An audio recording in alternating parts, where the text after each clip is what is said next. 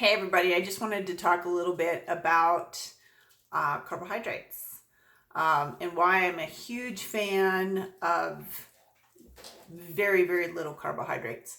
Um, it's not that carbohydrates are bad, it's just that most people that are experiencing a big struggle with their weight and are overweight are insulin resistant. And when you're insulin resistant, it means the body cannot turn the fat for fuel that you have stored into energy. And so you continue to end up storing the food that you're eating as fat. So in order to get into those fat stores, you have to sensitize your cells to insulin. And one way of doing that is not eating carbohydrates. Do you actually need carbohydrates to live?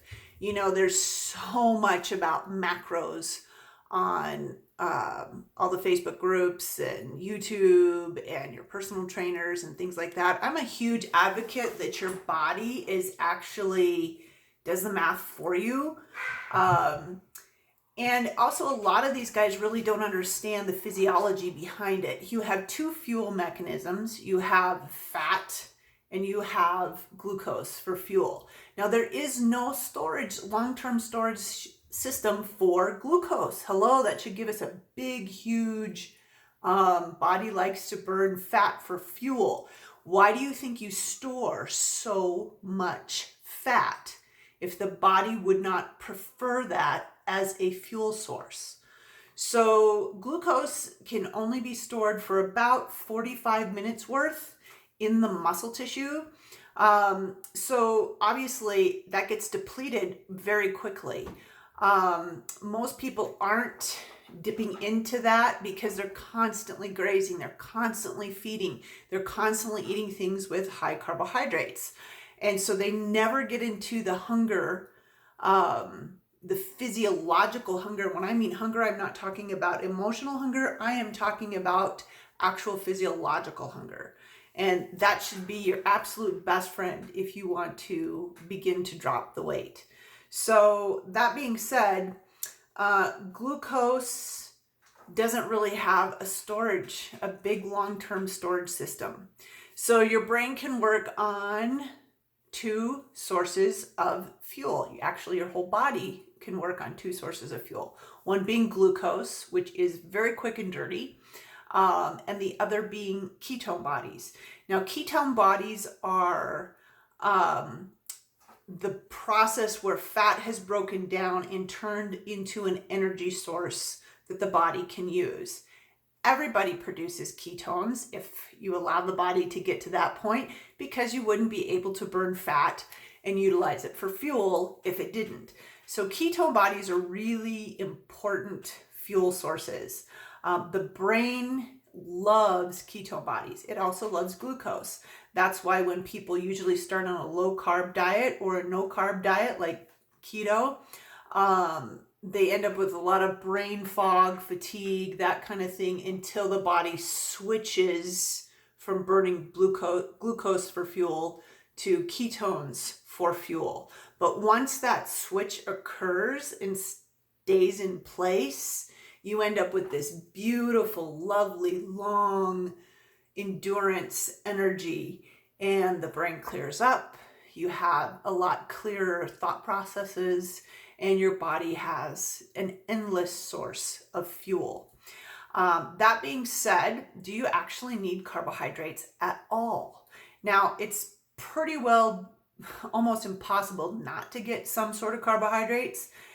And the reason why I say that is because the body's absolutely ingenious and it's an amazing machine. So when you take in, say if you just literally ate nothing but protein, absolutely nothing else but protein, which we've seen diets like that in the past. But if you didn't even touch a vegetable, if you didn't touch any kind of fruit, if you didn't touch alcohol, if you didn't touch a nut even, and you just ate strictly protein, what would happen is the liver would turn some of that protein into glucose to be used for fuel. So that answers the question, do you really need carbohydrates at all in your diet? And the answer is no, because the body will actually turn protein into glucose if it really desires that fuel source.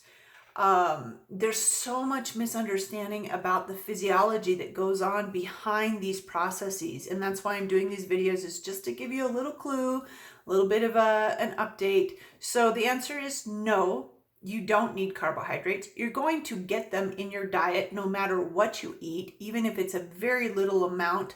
When I see clean keto, they're wanting below 20 grams. Some even say 10 grams. And I'm saying, you know what? Who wants to do all of that math? I don't. But it's pretty easy if you just stick with clean sources of protein and high fat type of foods. And so if you eat those type of foods, you actually shut off all fat storing. Even if you overate on those foods, you're typically not going to gain weight, but you will shut off the fat storing hormones like insulin completely. And that's the point of a keto diet, is to shut off those hormones and start getting your cells more receptive to the appropriate amounts of insulin, instead of producing copious amounts of insulin and then shutting down your pancreas over time and ending up with diabetes. So those are the two forms of fuel that the body uses. So preferably, if you can get into those ketone bodies, you're going to be healthier, you're going to feel wonderful, and you're going to be burning fat. So that's always a good thing. All right. Happy trails, folks. I'll talk to you later. Bye.